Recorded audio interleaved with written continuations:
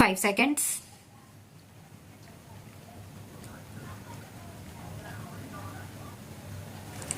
Feeling aggrieved and dissatisfied with the impugned judgment and order passed by the High Court of Judicature at Allahabad in writ tax, by which the High Court has dismissed the said writ petition preferred by the appellant herein, seeking direction to the respondents for consideration of the case of the petitioner under the scheme Sabka Vishwas Scheme 2019, the original writ petitioner has preferred the present appeal. The facts leading to the present appeal in nutshell are that the appellant company registered with the Service Tax Department with a company engaged in providing hospitality services. The Service Tax Department conducted investigations as to the evasion of service tax by the appellant and issued show cause notices demanding payment of service tax under various categories such as accommodation in hotels, inn, guest house, restaurant services, etc. Proceedings under the Insolvency and Bankruptcy Code Act 2021 were initiated against the appellant company. The NCLT Delhi-wide order admitted the application filed by the financial creditors of the appellant under Section 7 of the IBC. Thus, on and from 11/09/2018, the corporate insolvency resolution process against the appellant commenced and the appellant was subjected to moratorium under Section 14 of the IBC on and from 11/09/2018. The Committee of Creditors constituted as per the provisions of the IBC in its 15th meeting unanimously approved the resolution plan submitted by NCJ Infrastructure Private Limited. That thereafter the scheme of 2019 came to be introduced on 01/09/2019 under Section 125 of the Finance Act 2019 for availing the benefit of Sabka Vishwas Scheme 2019. The appellant, acting through its resolution professional, submitted an application within the period prescribed under the Scheme 2019. The applicant company was issued Form number 1 on 27/12/2019. At this stage, it is required to be noted that the last date for making the application under the Scheme 2019 was 31/12/2019. Thus, Form number 1 was issued within the prescribed time limit and the tax dues were computed by the appellant as per the Scheme 2019.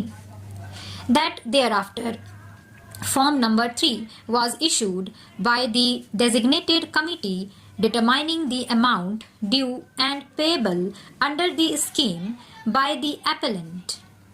It appears that payment of tax dues were made, that the NCLT approved the resolution plan of the successful resolution applicant NCJ Infrastructure Private Limited, it wide order. Thus, on approval of the resolution plan by the NCLT, the moratorium period came to an end with the closure of the insolvency proceedings on 24/07/2020. Subsequent to the acceptance of the resolution plan by the NCLT, the appellant wrote to the successful resolution applicant and the Commissioner, CGST and Central Excise, Agra, intimating them that the resolution process under the IBC had come to an end and that the appellant is ready and willing to make full amount of rupees 125 lakhs as ascertained by the designated committee in form number 3 wide communication dated 09/10/2020 to the Assistant Commissioner. The appellant explained that the settlement amount under the scheme 2019 could not be paid by the appellant before 30/06/2020 due to the legal moratorium imposed upon the company and sought permission to pay the due amount. The Joint Commissioner, Agra wide later intimated the appellant that the last date for payment under the scheme was 30/06/2020, which could not be extended. Consequently, the request of the appellant was rejected, since the appellant could not obtain permission for payment of the dues post the lifting of the moratorium. The appellant approached the High Court by way of writ tax appeal. By the impugned judgment and order, the High Court has dismissed the said writ petition on the grounds that 1. The High Court shall not issue a direction contrary to the scheme. 2. The relief sought cannot be granted as the designated committee under the scheme is not existing. Feeling aggrieved and dissatisfied with the impugned judgment and order passed by the High Court, the original writ petitioner appellant has preferred the present appeal.